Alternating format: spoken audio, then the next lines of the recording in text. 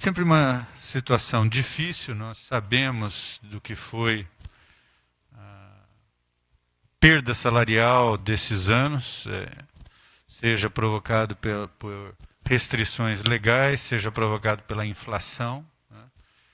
Sabemos também que a universidade, as 3 universidades hoje passam por uma situação orçamentária consideravelmente melhor. Isso, de alguma forma, se expressou nos orçamentos aprovados no final do ano. Talvez onde tenha se expressado mais foi no orçamento da USP, que prevê algo em torno de 26% de aumento no gasto em termos de salário, né? Isso, obviamente, não é uma questão só de reajuste, é algo que está associado também a contratações e promoções, né?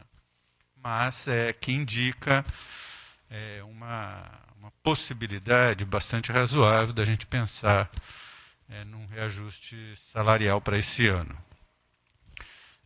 Nós temos aí alguns condicionantes nessa situação. Primeiro, internamente na Unicamp, sabemos que há certo tempo nós temos que aprovar a nossa decisão salarial no Conselho Universitário. A nossa reunião será aí no final de março, né, o Conselho Universitário da Unicamp. Essa mesma situação ocorre na USP. A USP tem ainda uma restrição adicional, que ela tem uma lei interna que estabelece um teto nos gastos dela com folha salarial. Hoje, consideravelmente abaixo desse teto, mas de toda forma esse teto é 85%. Um outro caso particular dessa questão é o fato de que a USP teve mudanças. Foi no dia 25 que tomou posse, quer dizer que, na verdade, iniciou o novo mandato de reitor da USP, do professor Carlotti, né, escolhido pela comunidade, em primeiro lugar, e indicado pelo governo do Estado. Ele tomou posse no dia 26, então ele está aí montando a sua equipe e assumindo as responsabilidades pela gestão da USP. Simultaneamente, ele assume a presidência do CRUESP. Então ele tem aí, a USP tem um final de mandato, algo em torno de 2 meses, na presidência do CRUESP, e é essa a situação também que a gente está enfrentando. Quer dizer, nós não podemos desconhecer que é uma gestão que mal iniciou e que tem aí, vai precisar de algum tempo para se assenhorar completamente da máquina administrativa sob a qual tem responsabilidade, né? Nós temos tido reuniões com o Fórum das 6. Essas reuniões ocorreram com alguma irregularidade, mas ocorreram. E, obviamente, existe uma diferença de perspectiva, né? O Fórum das 6 quer discutir a campanha de 2021, nós estamos querendo discutir a campanha de 2022, né? Além disso, existe aí a necessidade de definir um pouco os parâmetros da negociação e essa questão associada à própria posse aí da USP, que também, só para, eu esqueci de mencionar, exige que a política de reajuste seja aprovada no Conselho Universitário da USP. Então, esse quadro não é uma situação fácil de resolver, quer dizer, a gente não deve imaginar que existem poucos atores nessa história. Existem as entidades sindicais, existem os reitores, existe a comunidade da universidade, né? Existem, hoje muito menor, mas de toda forma existem restrições associadas ao orçamento, e esse conjunto de coisas que, de alguma forma, as reitorias têm que atender, né? As dificuldades salariais aí dos docentes e funcionários.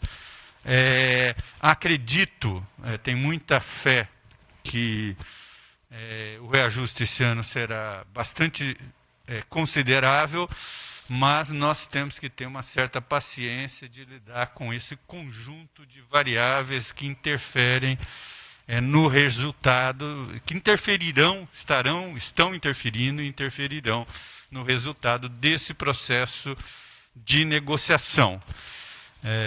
Obviamente eu não posso adiantar nada, não há como fazer isso, até porque depende de todo o desenrolar do processo. O que eu posso é tranquilizar um pouco a comunidade, que ela pode ter boas expectativas, mas a gente tem que deixar esse processo amadurecer, inclusive para valorizar aquilo que a gente tem valorizado ao longo do tempo, né? Nós temos procurado, a nossa universidade tem procurado andar junto com as outras universidades. Então a gente deve tomar cuidado de não exagerar na busca de uma tensão que pode nos separar e nos afastar de outras universidades. Aquilo que estava numa maior autonomia da gente como universidade individual fazer, nós fizemos, né?